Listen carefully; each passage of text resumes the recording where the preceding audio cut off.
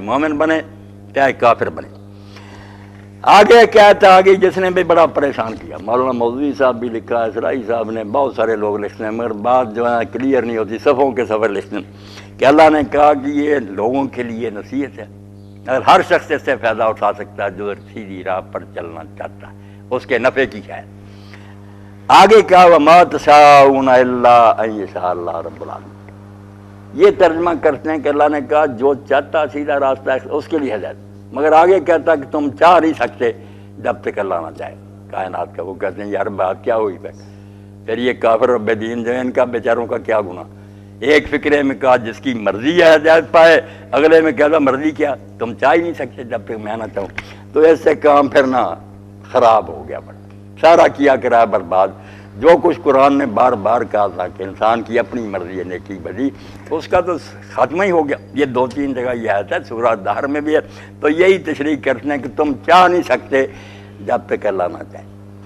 یہ نہیں میرے بھائی بات، یہ جو حق درم اور بے ایمان کافر سے نا ضدی جو مان رہی نہیں تھے، اللہ نے ان کا کہا کہ ہر اس بندے کے لیے اس میں ہدایت ہے جو ہدایت چاہتا ہے، مگر تمہارا حال یہ وَمَا تَشَاءُونَ، اب تم ہدایت نہیں چاہتے، صرف ایک طریقہ رہ گیا کہ رب اگر چاہتا تو زبردستی تمہارے دلوں میں اتار دے، یہ نہیں ہوگا۔ تم تو صرف یہ چاہتے کہ اللہ اگر چاہتا تو ہمارے دلوں میں، ترجمہ یہ تھا کہ یہ نہیں کہ تم چاہ نہیں سکتے جب تک اللہ نہ چاہے، نہیں، تم چاہو تو ہدایت پا سکتے ہو، مگر بد نصیب ہو تم تو الٹا مطالبہ کر رہے ہو کہ اگر اللہ چاہتا ہے تو ہمارے لیے ہدایت چاہے، ہم نہیں چاہیں گے۔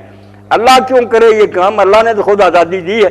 وَمَا تَشَاءُونَ، تم تو یہی چاہتے ہو کہ انشاءاللہ اگر اللہ چاہتا ہے تو ہمارے دلوں میں ایمان پیدا کر دے۔ اللہ کو ایک ایسے کام کے لیے کہہ رہے ہو جو اس کی اسکیم کے خلاف ہے، اس نے پھر امتحان کیوں کرنا تھا نیکی بھائی کا؟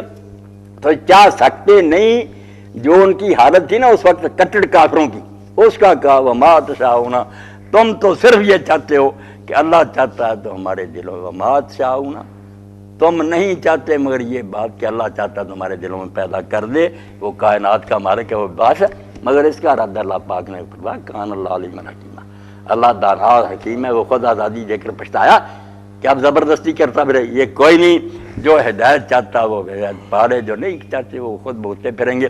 تو اس میں ساری باتیں دیکھنا، چند آیتوں میں قرآن کے بارے میں سب کچھ آتی، اس کی شان کیا ہے، لانے والے فرشتے کا مقام کیا ہے، پہنچانے والا کس مرتبے کا انسان ہے، کس غرض کے لیے آیا کہ لوگ نصیحت حاصل کریں، اور نصیحت حاصل کرنے کے لیے کہا یہ لوگوں کی مرضی پر ہے کہ جو رائے راست پر چلنا چاہتا آ جائے، اور اگر کوئی یہ چاہتا ہے کہ میں تو نہیں چاہوں گا، اللہ چاہتا تو مجھے ٹھیک کر دے، تو یہ خیال اپنے دل میں بٹھائے رکھے، اللہ ایسا کبھی نہیں کرے گا، نتیجہ سامنے آ جائے گا۔